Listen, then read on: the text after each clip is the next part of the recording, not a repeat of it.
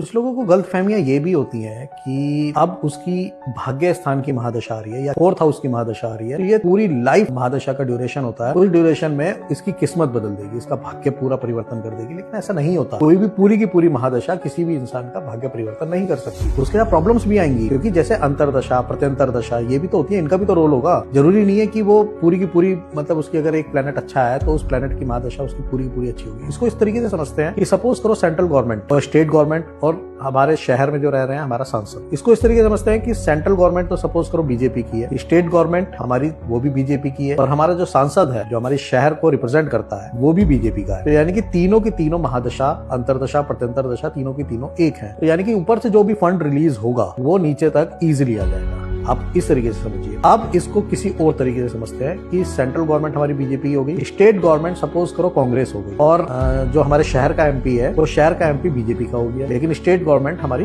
बदल गई। यानी कि जो फंडिंग ऊपर से रिलीज हुई वो स्टेट तक पहुंचने में प्रॉब्लम करेगी। स्टेट तक पहुंचने में प्रॉब्लम करेगी तो वो शहर तक पहुंचने में प्रॉब्लम करेगी, क्योंकि स्टेट वाले उस चीज को एक्सेप्ट नहीं कर रहे, या वो लोग प्रॉब्लम लगाएंगे किसी न किसी तरीके से। तो कुछ ना कुछ प्रॉब्लमेटिक चीजें रहेंगी। मतलब जिस चीज की महादशा आएगी, अगर किसी मित्र दशा की अंतरदशा और प्रत्यंतर दशा होगी तो उसके साथ अच्छा होगा, बिहेव अच्छा होगा। लेकिन अगर वो शत्रु राशि आ जाएगी उसके साथ अंतर और प्रत्यंतर में, तो वो चीजें वहां रिजल्ट थोड़े से अलग हो जाएंगे। तो इसी तरीके से आप ये बिल्कुल भी कैलकुलेट मत करिए कि अब ये वाली महादशा आपकी पूरी की पूरी अच्छी जाने वाली है।